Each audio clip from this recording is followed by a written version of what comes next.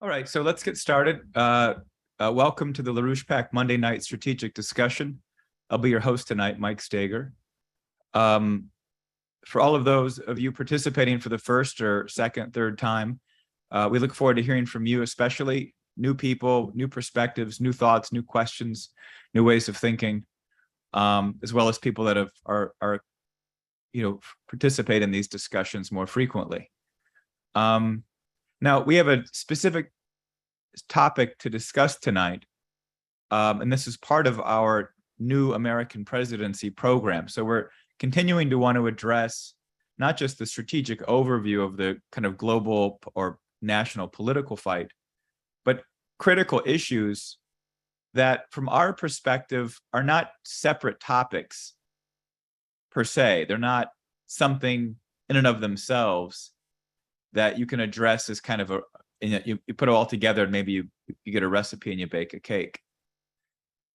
But that some of these questions, as our discussion tonight with special guest speaker Bob Ingram on the drug question, gets at how this system, what we've referred to as either the British Empire, but perhaps more specifically an Anglo-Dutch liberal imperial system, monetary imperial system, how that works, how it functions, how it looks to destroy, not just with drug cartels and gangs and international finance, but targeting the culture and really the human mind of our citizens, degrading the culture from which self-government is possible.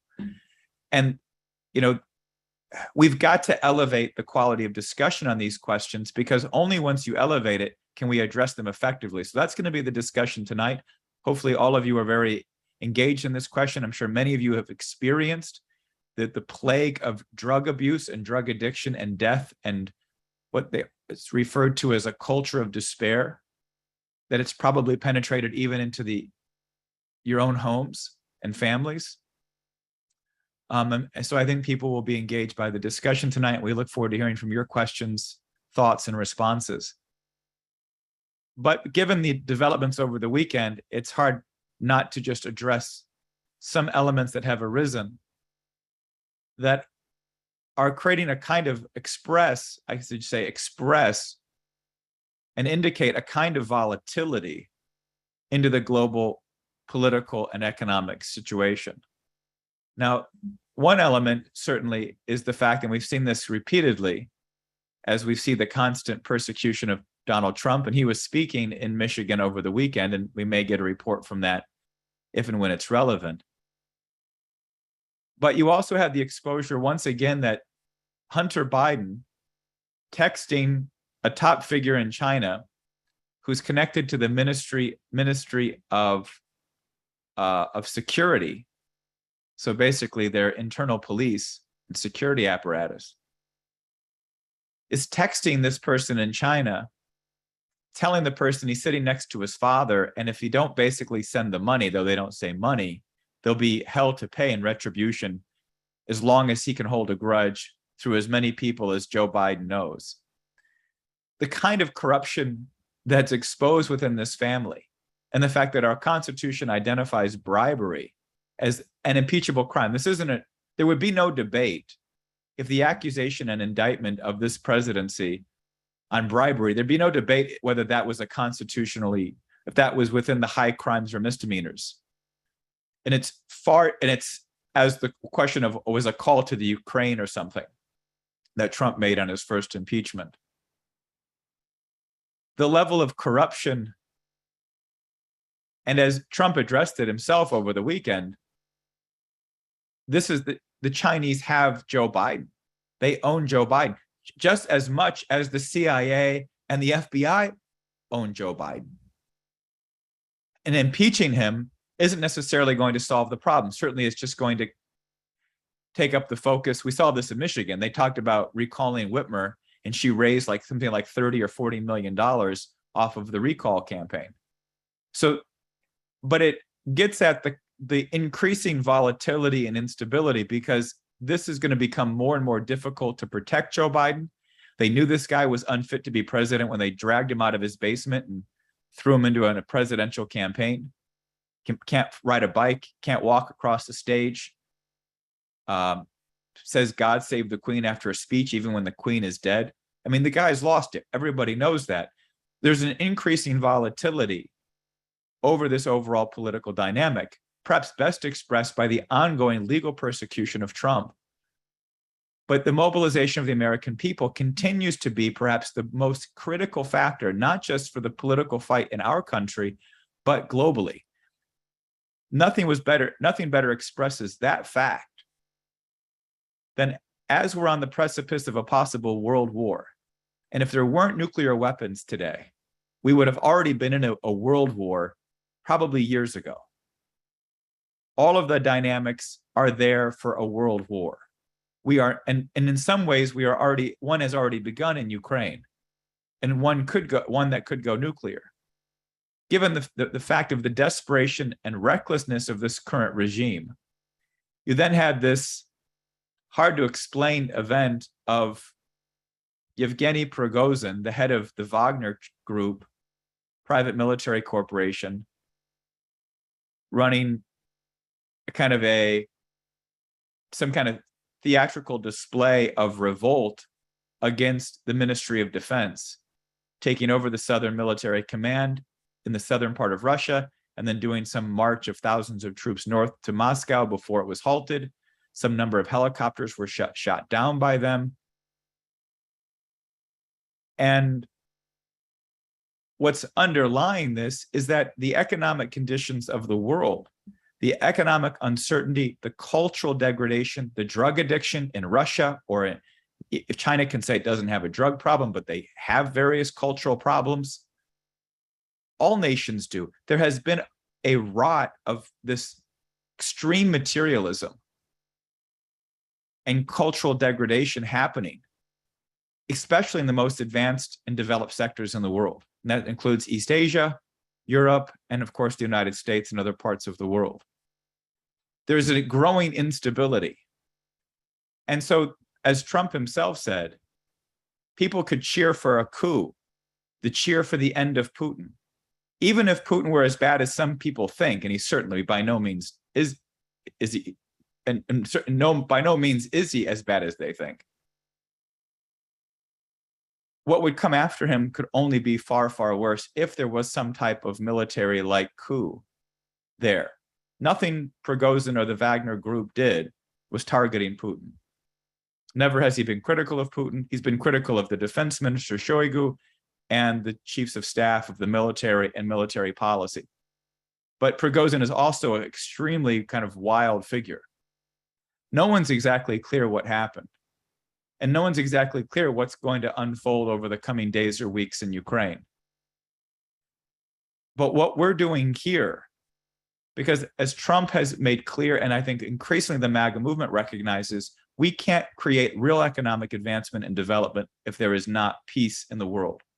And too many people, either because their brains are foggy from drug use, or because they've been brainwashed on this woke liberal agenda, or because they just were too ambitious or greedy for their own personal gain, have lost sight of the big questions of war, of nuclear war, of real economic development, and a future. So we're here to basically engage in a discussion tonight in that context on perhaps the most important question for our nation to effectively move forward and adopt the advanced scientific and industrial policies that are so needed. So after that long intro, given the dramatic events, let me introduce Bob Ingram. And Bob, you can take it away. Okay. Hello, everyone. So the title of this presentation, I believe, that was given to it, is What is Required to Win the War on Drugs? Now, I'll just say a couple of things about that. One is that, as Mike sort of said in his remarks, drugs, the mass drugging of the U.S. population that is now well underway. This is not simply an issue, like you have a variety of issues, like a basket of issues. This is a threat which will destroy the fabric of civilization in our country. And it is a threat of it is extremely dangerous. And it's tied up with a lot of other things. But look, on this question of what is required to win the war on drugs, you get some people, who either are just really demoralized and pessimistic, or have otherwise been brainwashed by the news media to say, you're never going to be able to do it. It'll never work. There's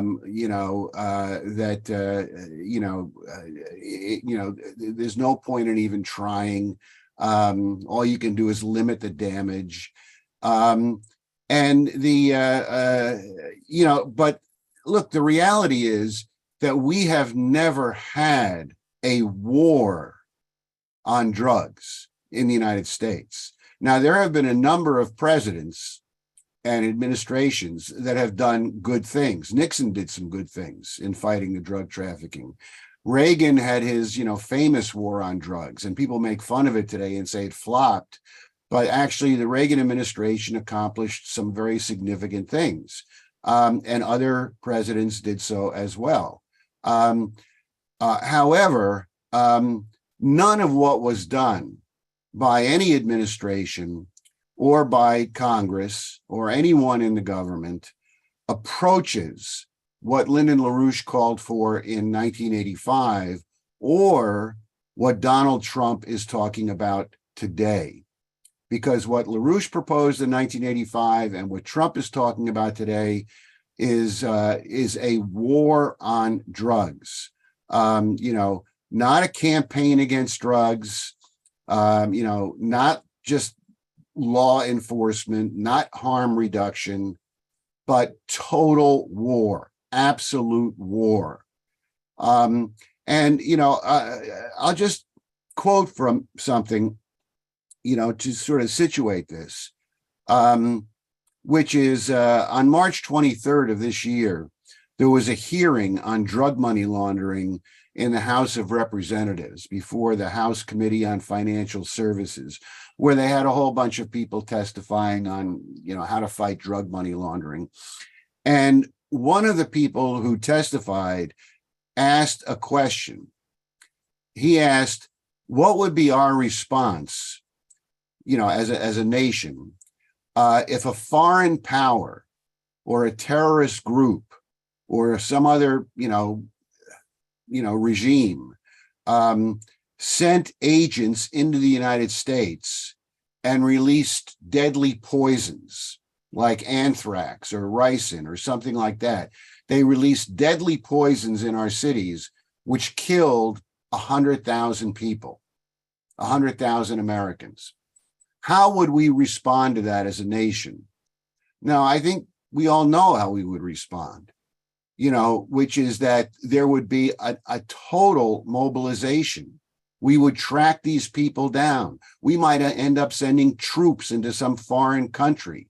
We might send in drone attacks. Whatever form it took, we would try to find the people responsible for killing 100,000 of our citizens, and we would bring them to justice one way or another.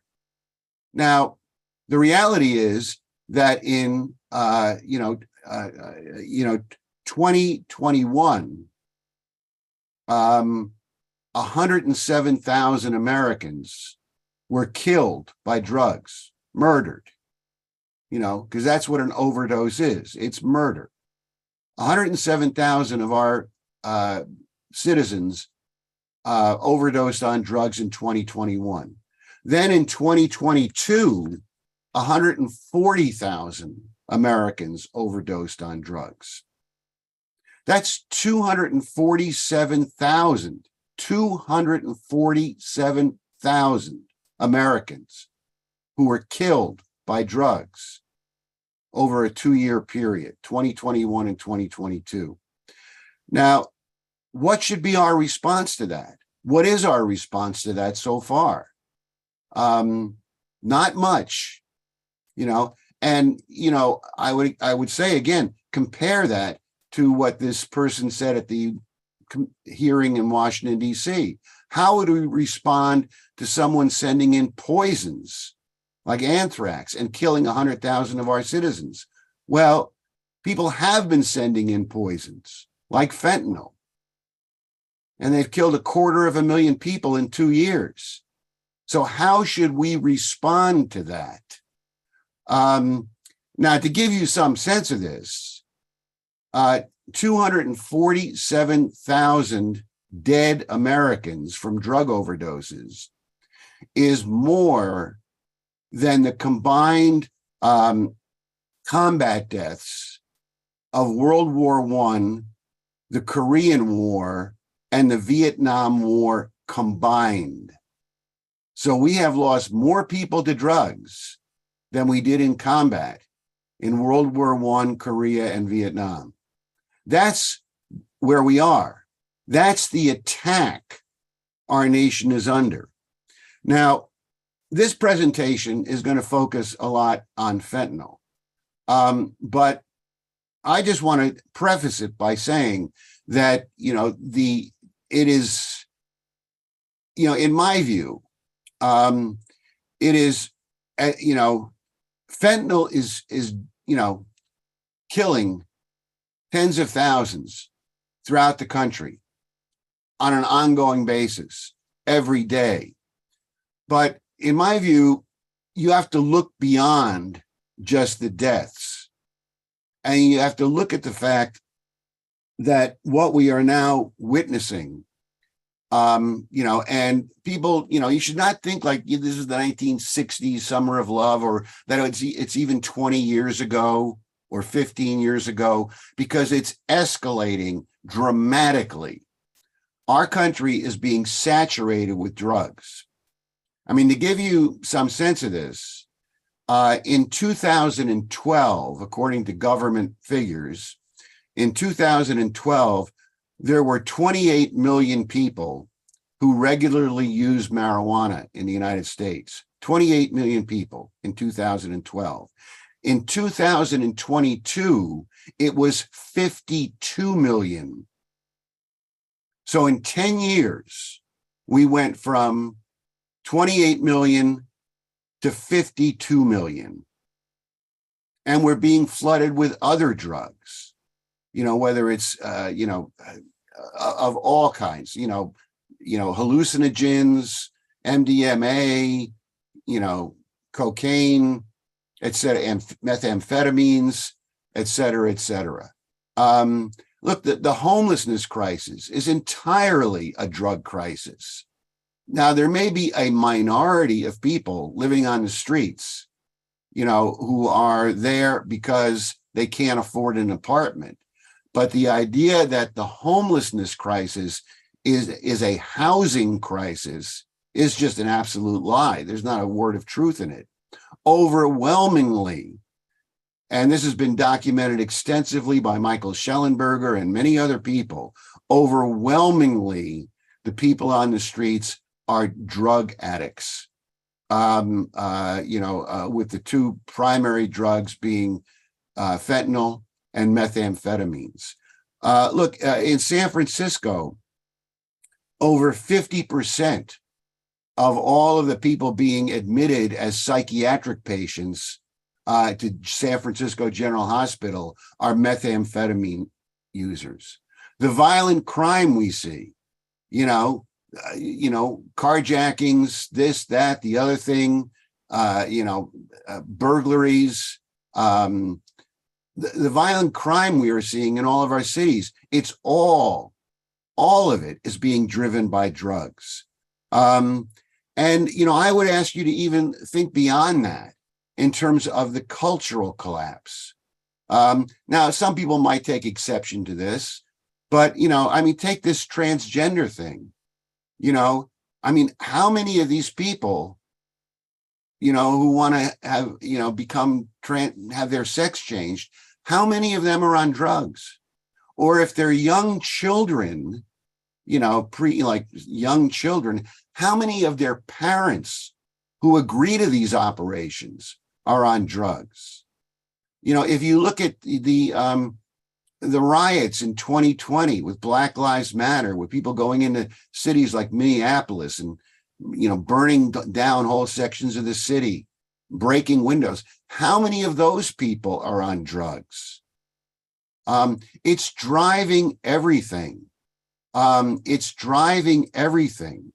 And and what is the response across the country, particularly by local and state leaders? Now, I can't speak to every red state, but in most of the major cities, everything is aimed towards, loosening the drug laws, decriminalizing drugs, legalizing drugs, and not just, marijuana, but all kinds of drugs. In California now, the possession of heroin and other opioids, if you possess a small amount of it, for your own quote unquote personal use, this is now decriminalized. All you get, is a parking ticket or the equivalent of a parking ticket, if you get that.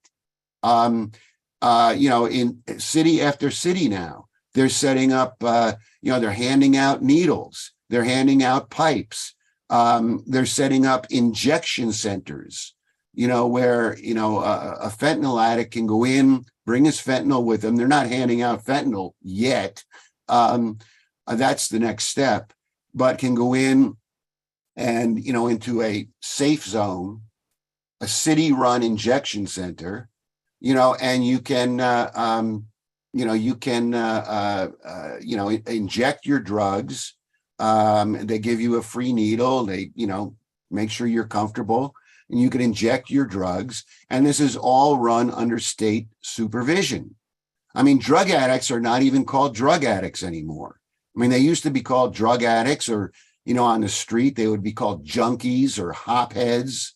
But oh no, not anymore. Now they're intravenous drug users. Intravenous drug users. It's just a lifestyle. It's just a choice of lifestyle, and you shouldn't pass judgment on them. And this is now spreading everywhere. And this is the situation we're facing. So, as Mike said, the deaths from fentanyl and deaths and, catastrophes from methamphetamines, a lot of families have been touched by this directly, or heroin. A lot of families have been touched by this. But if you happen to be someone who does not have anyone in your family or anyone if you're one of the lucky ones who does not have a close relative or friend who has fallen victim to drugs, that's no reason to say, well, I shouldn't concern myself about it. Because look, the purpose of drugs is, yes, the cartels, the organized crime, and a lot of the financial institutions, they're in it for the money, and they're making a lot of money. But that's not the primary reason why the oligarchy wants to spread drugs everywhere. Because, if you saturate a culture with drugs, what are you doing? You're spreading pessimism. I mean, you're spreading despair. The more people you have on drugs, the more pessimistic and despairing people get. The idea is to degrade people, to enslave people, to destroy the very moral fabric of society. And that's where we find ourselves right now. That is the situation we're in. And I know there are a lot of people who like to look at positive things, inspirational things. But look, this is a tidal wave which is sweeping across the country. 250,000 people dead. I mean, drug overdoses is now the leading cause of death of all Americans between the ages of 18 and 50. the leading cause of death. And it's the leading cause of accidental death because a drug overdose is accidental. It's the leading cause of accidental death for all Americans, you know, more than car crashes, more than homicides, more than anything. You know, it's the leading cause of accidental death in the United States right now, and it's getting worse. So, look, I have a lot to cover, and I'm going to run through it. And I could tell you right now, some of these topics I'm only going to be able to scratch the surface on, because, as I said, the title of this is "What is Required to Win the War on Drugs," and that's what I want to get to at the end of this presentation by discussing what Lyndon LaRouche and Donald Trump have proposed and are proposing in terms of what it is we need to do. But, you know, it is necessary to just sort of give people a little bit of a picture of how this thing operates right now. Now, obviously, what we're dealing with in terms of the body count, in terms of the dead Americans, you know, is the fentanyl crisis. And as people are probably aware, you know, the way that, I mean, fentanyl really, I don't know when it was invented. I do know, but I don't have it in front of me.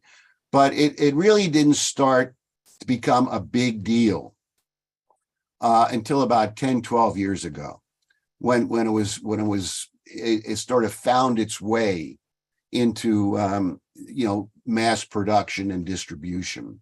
And it's, you know, around 2013 or so. And now among opioids, it's the dominant drug. And it's, as people are probably aware, you know, the way it has worked, you know, over the last 5 to 10 years is that the fentanyl production was overwhelmingly, not exclusively, but overwhelmingly, fentanyl was being produced in China legally, and then shipped to Mexico, where it was, you know, processed into retail form in many different ways, and brought into the United States by the Mexican cartels, the Sinaloa cartel and several other major cartels. And the, you know, and I mean, it should just be noted here, you know, that fentanyl is not illegal in the United States. It's illegal to sell it the way they're selling it on the street. But fentanyl is not a what they call, what is it? Class 1, class is not the right word. Category 1, you know, controlled substance like heroin. Heroin can't be used for anything, including in hospitals. That's not true with fentanyl. Fentanyl is routinely used in hospitals as a painkiller because it is much stronger than morphine, and they use it for certain things, and it has certain other uses. So, you know, the sale of heroin, even by prescription, I believe, to the population is not allowed. It's certainly not allowed without a prescription. I don't think it's allowed with a prescription. But it is not a completely illegal drug. And when fentanyl began to be, you know, shipped out of China, fentanyl production was legal in China and exporting it was legal. Now, what happened is that in 2019, in an agreement with the Trump administration, China declared fentanyl production illegal, and they stopped all production of fentanyl. However, you know, fentanyl is made in a laboratory, and I actually did a little research on this, and, you know, it turns out that, you know, there's not one recipe for making fentanyl in a laboratory. In other words, you know, this chemical, that chemical, and you put them together and you have fentanyl. Yes, that's how it's done. But there's not one single recipe. Fentanyl can be produced from a variety of recipes using a variety of different chemicals. So that, these are called precursor chemicals. And, if you outlaw a couple of these precursors, then fentanyl can be made in a laboratory using different precursors. And, it's a very complex situation. And this is what they've been struggling with. But what happened is that fentanyl was outlawed in China in 2019, and they stopped producing it. But then what happened is that, the Chinese, chemical manufacturing companies, many, were still able to produce, it was still legal to produce these precursor chemicals, because one of the things about the precursor chemicals is that these are just chemicals. And a lot of them are used for other purposes. In other words, this is not, a set of chemicals that is only used for fentanyl. But a lot of these chemicals are used in a variety of manufacturing and industrial processes.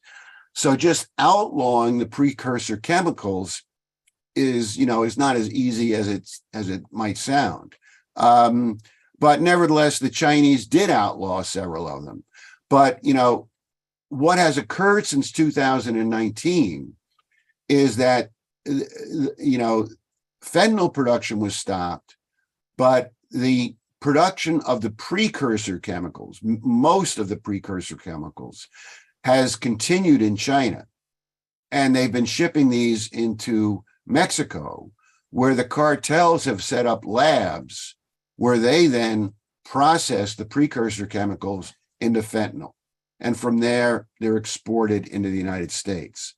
Now, a lot of people want to dump on China, or Mexico, it's the damn Mexicans letting all the drugs in, and particularly now, given the environment that's been created, in the Biden administration and in Congress for a confrontation with China. Everyone is, wants to say China is shipping all of these drugs into our country. China is to blame. All the more reason to go to war with China.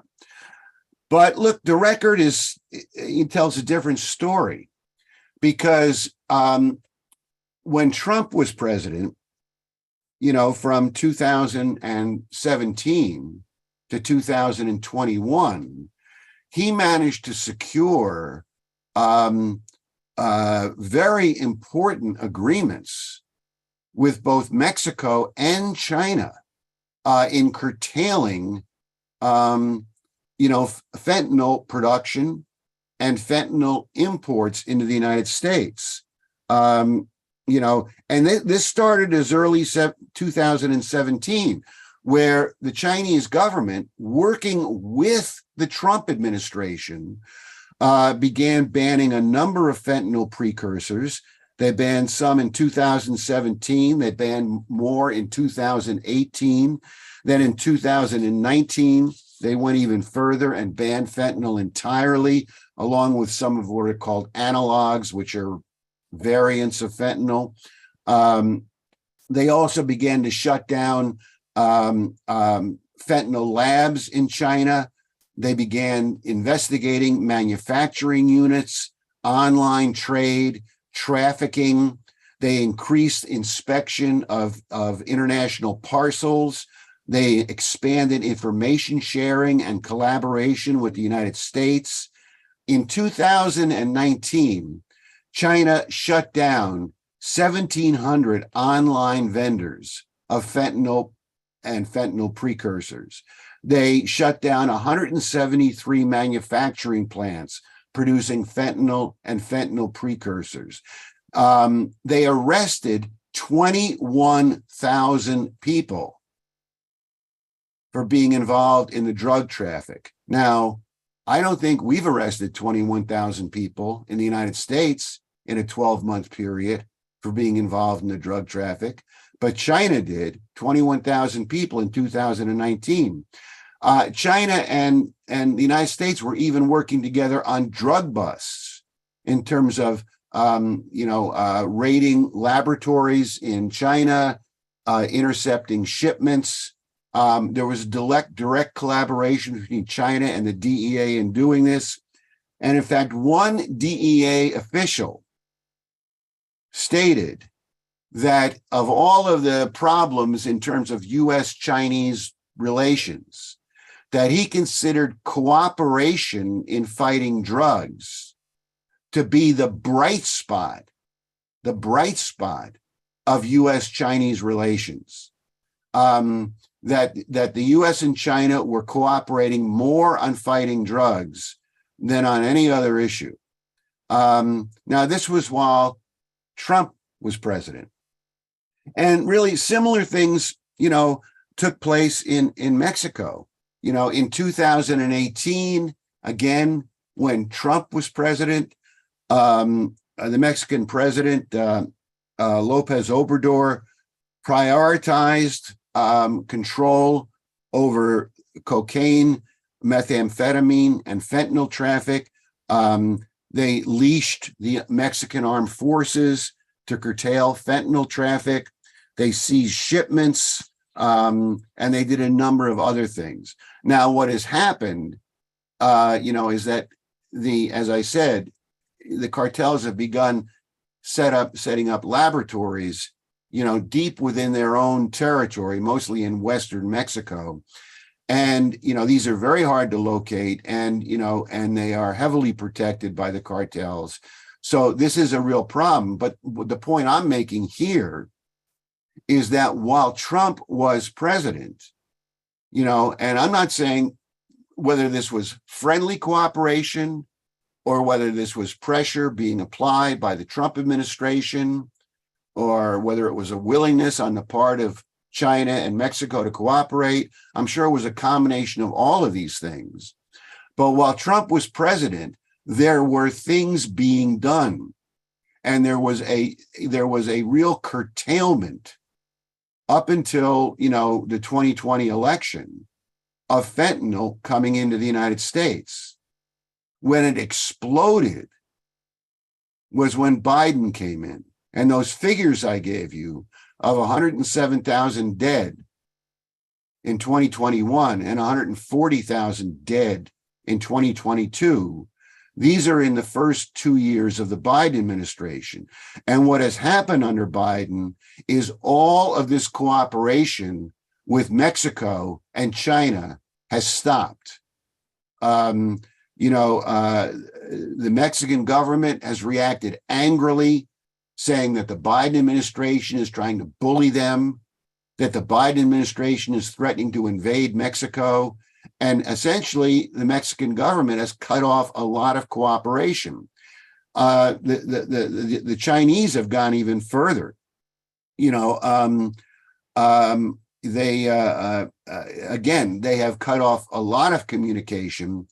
And following Nancy Pelosi's visit to Taiwan in August of 2022, last summer, when Nancy Pelosi visited Taiwan, the Chinese officially cut off all drug cooperation with the United States. Anti-drug cooperation. So, this is what we're dealing with, under the Biden administration.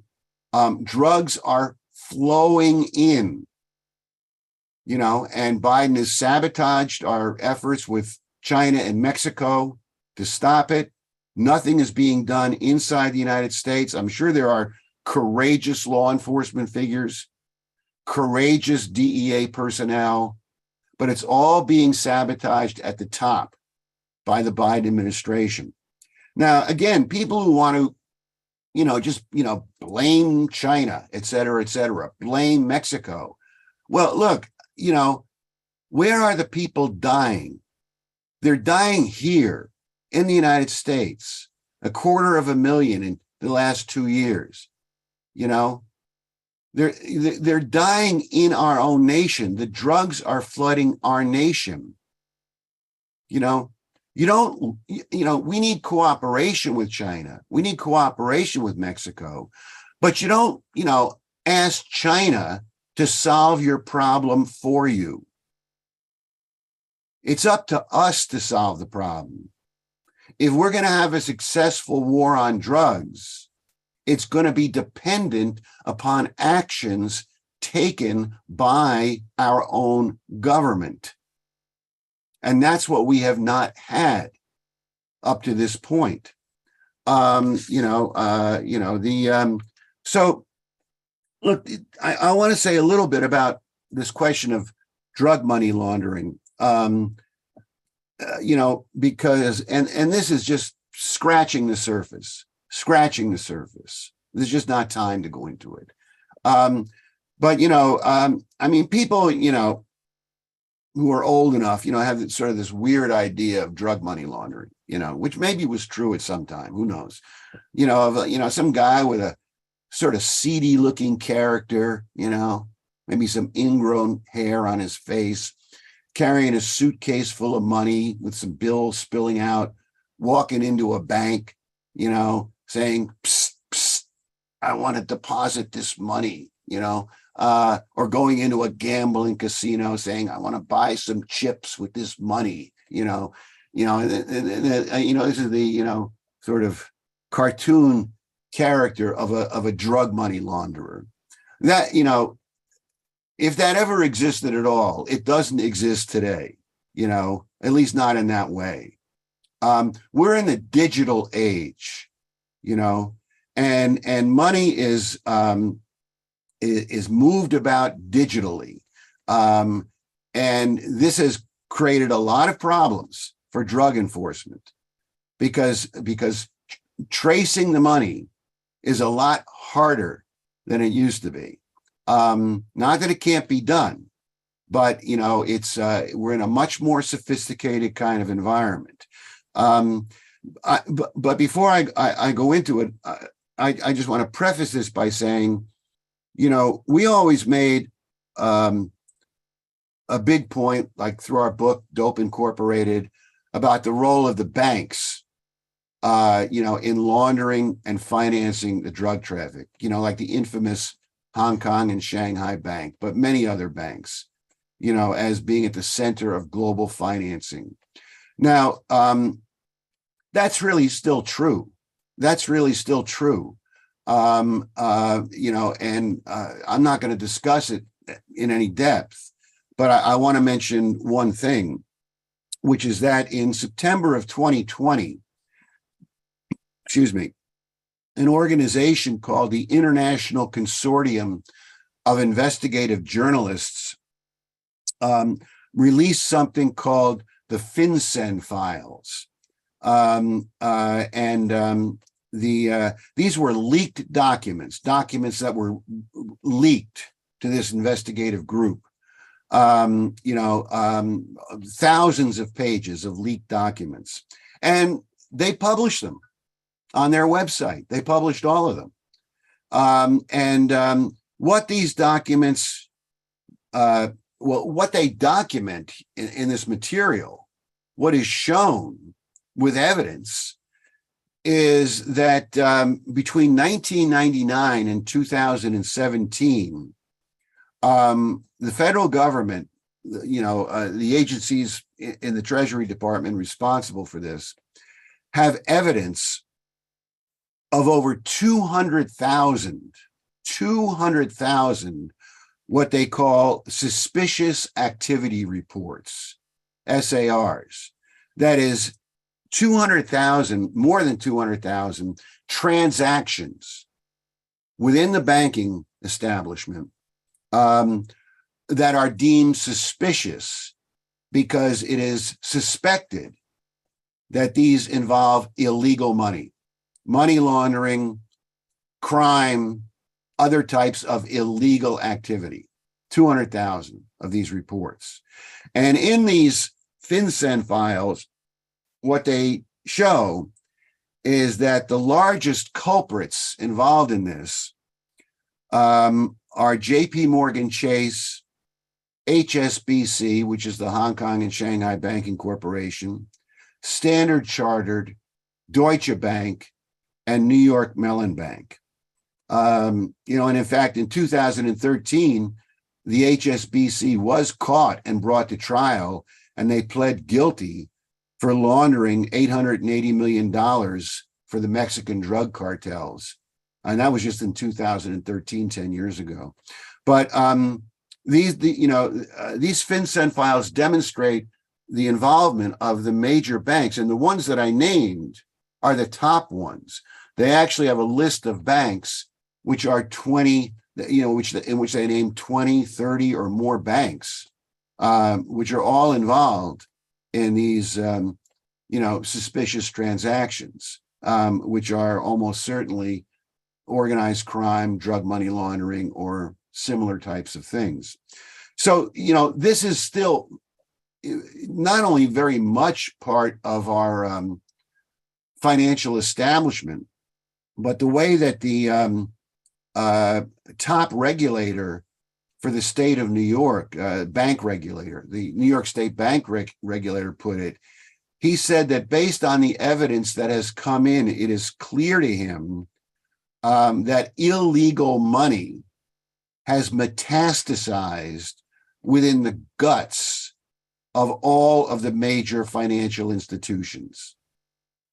That the major financial institutions, that drug money and other illegal money of huge sums, I mean, they're talking about $2 trillion between 1999 and 2017 in the FinCEN files, that this is now business as usual within the major money center banks in New York and elsewhere. But what I want to just sort of go into, is the I'm just going to be able to mention it because again, I want to get to the end. It's a lot more sophisticated than it used to be. There are a lot of books being written about and a lot of studies being done about modern money laundering. And a lot of it focuses on two techniques, which are not completely separate at all. They're very much interrelated. One is called black market foreign exchange, and the other is called trade-based money laundering. Now, it would take hours to describe to you the intricacies of all of this, but what it all involves is electronic and digital transferring of money or value. It's not always money. Like in trade-based money laundering, this can involve commodities, but it's all done electronically. There's a lot of these stories now about, how, and a lot of this is very much, a lot of it, overwhelmingly probably, is being run by Chinese organized crime. There's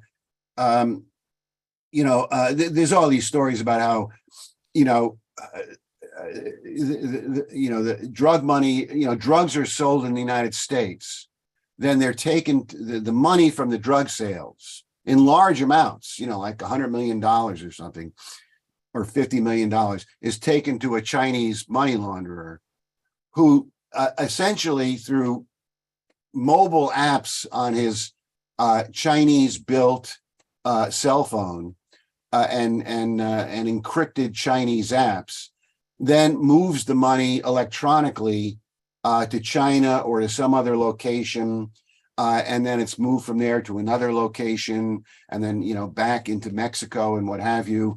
And, you know, there's all these tales, you know, a lot of which are undoubtedly true. But when you start reading this stuff, it sounds almost like a Keystone Cop operation, or a Rube Goldberg operation would be better.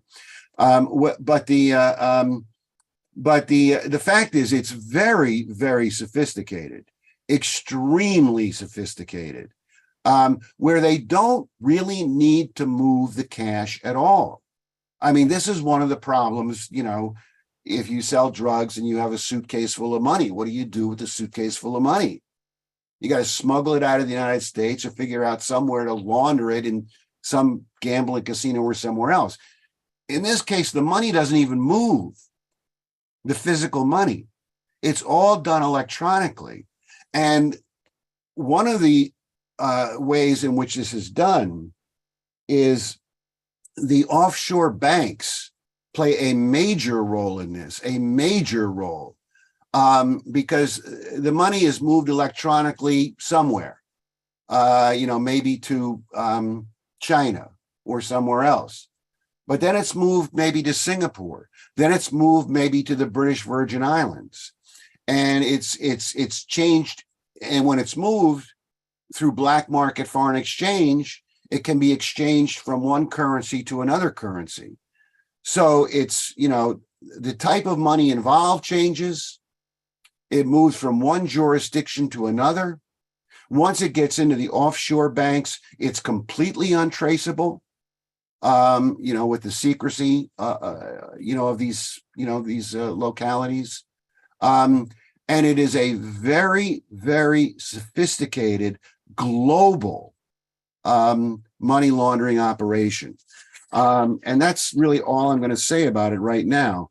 You know, except to say on this question of the offshore banks, you know, some people may be familiar with a film that was made a number of years ago called Spider's Web, where this guy, you know, documented all of the illegal activity involved in offshore banks, unregulated banks, tax havens, whatever you want to call them. You know, and he concentrated on the British overseas territories, you know, the British Virgin Islands, the Cayman Islands, Jersey, Bermuda, et cetera, et cetera. Now, all of these, you know, all of that still goes on. But again, we're way beyond that now. There were a number of, again, this involves leaked files, but there were a number of revelations that have come out over the last 6 to 7 years on the way in which offshore banking is operating right now. One of these, the first of these was called the Panama Papers in 2016. Then came the Paradise Papers in 2017. And then in 2021 came the Pandora Papers. And if you look at all of this, what you begin to realize is that this is now global. You know, that what used to be called offshore banking, it's, you know, it's everywhere now, including inside the United States. You have states like, you know, South Dakota, Delaware, you know, many places, Nevada, many, many states, there's, I think, about a dozen states who have essentially set up tax havens and secret, you know, offshore banking type operations within their states, you know, but they're everywhere. They're in Africa, they're in Europe, they're everywhere at this point, all over Asia, you know, secret, unregulated financial centers, which no one inspects, in which all of the transactions are secret, which money is wired in and out of. This is a global network at this point, and it's very much interfaced with the, you know, the commercial banks, the banks I mentioned earlier, like JP Morgan Chase, you know, or similar type of banks, you know, because the money is transferred back and forth between these institutions. That's a lot of where these suspicious activity reports come from. It also involves major law firms in the United States, major accounting firms who set up trusts, who set up, corporations, help clients set up, trusts and companies in the offshore islands where U.S. law firms, U.S. accounting firms are hired by the cartels and by organized crime or some front for organized crime to set up a tax haven account in Bermuda or somewhere. This thing permeates the financial institutions and from there into, larger institutions as well. All right. So I have to cut all of that because I want to get to this question of how to win the war on drugs. Now, in 1985, Lyndon LaRouche gave a speech in Mexico City. The title of that speech was "A Proposed Strategic Operation Against the Western Hemisphere's Drug Traffic." Now, bear in mind, 1985, that's 38 years ago, right? So fentanyl didn't exist. Chinese organized crime was not really a big player, if it was any kind of player in terms of the drug trafficking in the United States at that time. So the battlefield has changed. But this was the 1980s. The crack cocaine epidemic, cocaine flooding into the country, crack cocaine flooding into the ghettos, killing people, et cetera, and other drugs as well. The specifics might be different, but what Lynn proposed is as applicable now, if not more so, than it was then. Now, I'm not going to try to go through LaRouche's speech. It's a long speech. But what I want to do is just give you a few highlights from what he proposes at the end of his speech.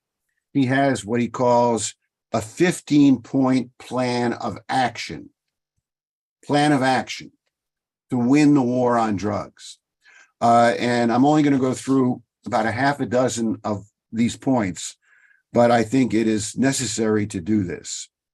Now, again,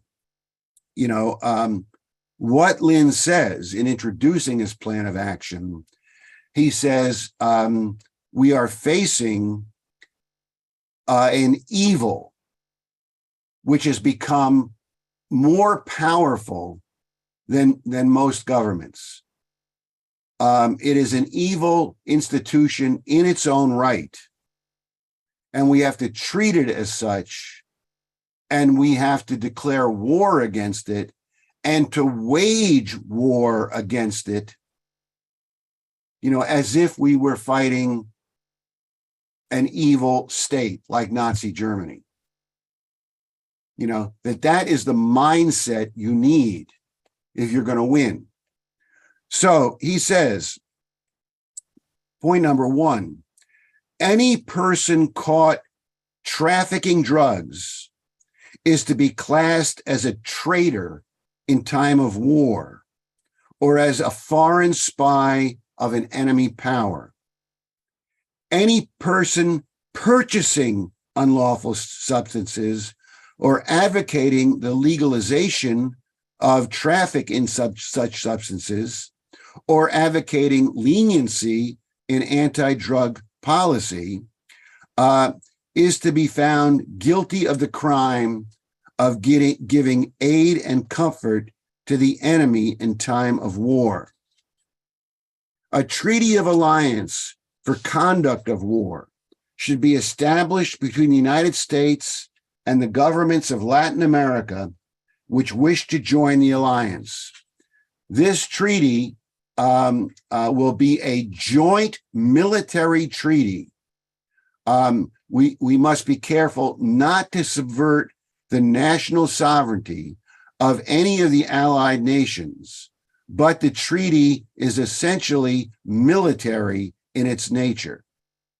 Borders must be hermetically sealed. All unlogged aircraft flying across borders, which fail to respond to instructions to land or identify themselves, are to be shot down by military action. A search of all sea, truck, rail, and other transport is to be effected at all borders. A system of total regulation of financial institutions to the effect of detecting deposits, outbound transfers of money, inbound transfers of money, which might be reasonably suspected of being funds secured from drug trafficking, must be established. Those funds, as well as other funds from business enterprises involved in the drug trafficking, are to be confiscated in the matter of military actions in time of war. The primary objective of the war on drugs is military in nature, to destroy the enemy quasi-state by destroying or confiscating that quasi-state's economic and financial resources. He says that persons, who are caught involved in any of this activity, including the financial laundering of funds, et cetera, are to be regarded as prisoners of war or traitors or spies. Again, he returns to the banking. He says special attention should be concentrated on those banks and other financial institutions which are in fact elements of an international financial cartel coordinating the flow of hundreds of billions of dollars. These institutions and the individuals involved should be classified as outlaws according to the crimes against humanity doctrine elaborated at the Nuremberg Tribunal. And then he goes on from there. But you get the idea. Now, I want to just sort of conclude with what Trump has said about this. Now, in February of 2017, shortly after he came into office, Trump issued, this is in his first few weeks in office, he issued Executive Order number 5, enforcing federal law with respect to transnational criminal organizations and preventing international trafficking. Now, I'm not going to go into that executive order much, except that, again, like LaRouche, Trump specifically, points towards the need to target financial crimes, the illegal concealment or transfer of proceeds derived from illicit activities. Now, he says a lot more, but I'll leave that at that. Then just this year, Trump has posted 2 videos on his Agenda 47 webpage. The first of these were the first was in January, where he posted something called President Donald J. Trump declares war on the cartels. And in that video, Trump says, quote, "The drug cartels are waging war on America. It's now time for America to wage war on the cartels. When I am president, it will be the policy of the United States to take down the cartels, just as we took down ISIS and the ISIS Caliphate. We will show no mercy to the cartels." He then defines a plan of action, including fully securing the border and sealing the border, a full naval embargo on the cartels, to order the Defense Department, including the U.S. military, to make appropriate use of both military forces, special forces, cyber warfare, and other actions to inflict maximum damage on the cartel leadership and the infrastructure of the cartels. Designate the major drug cartels as foreign terrorist organizations and cut off the cartels' access to the global financial system. Now, I want to make a point here. I just read you 5 things: secure the border, naval embargo, maximum damage on the cartels, putting them as, designating them as foreign terrorist organizations, and cutting off the cartel's access to the global financial system. Those 5 points which Trump, put forward there are identical to what LaRouche proposed in Mexico City. LaRouche proposed in Mexico City those 5 precise points. Now, LaRouche proposed more, but this is LaRouche's policy, and I want to make that point as far as it goes. And Trump also calls for forming an alliance, what he calls full cooperation with neighboring countries to dismantle the cartels, which is again what LaRouche called for.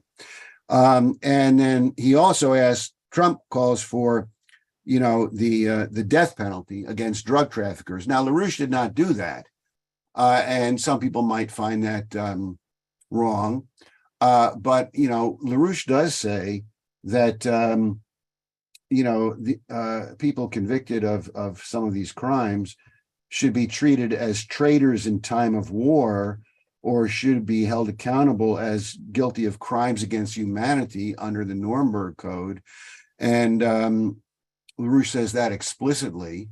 And I will remind people that a traitor in time of war, or being held guilty of crimes against humanity, according to the Nuremberg Code, those are crimes that carry the death penalty.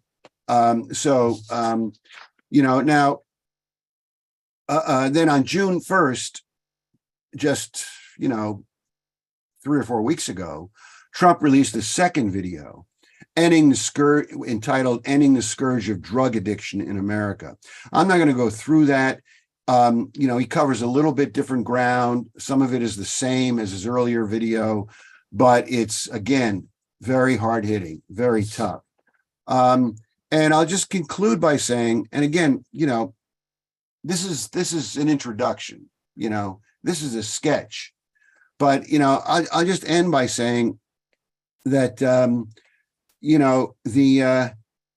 look, what are we talking about here?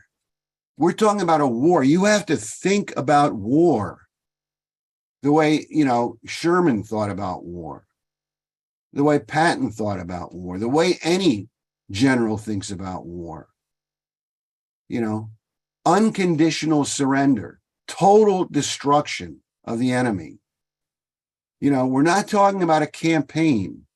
We're not talking about, education.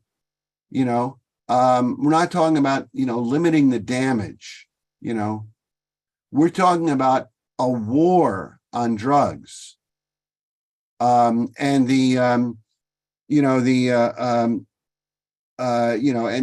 this is going to involve, as Trump said, no mercy, the total destruction and eradication of the drug cartels, which will be primarily military to do that.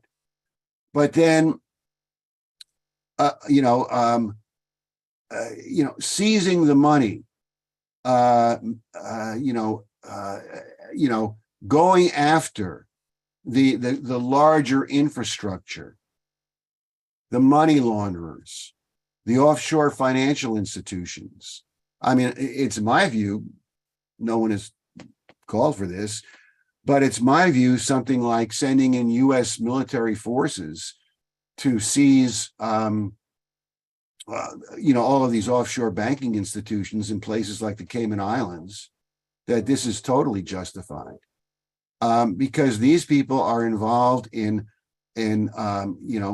laundering and financing operations, which in the last 2 years have killed 250,000 American citizens.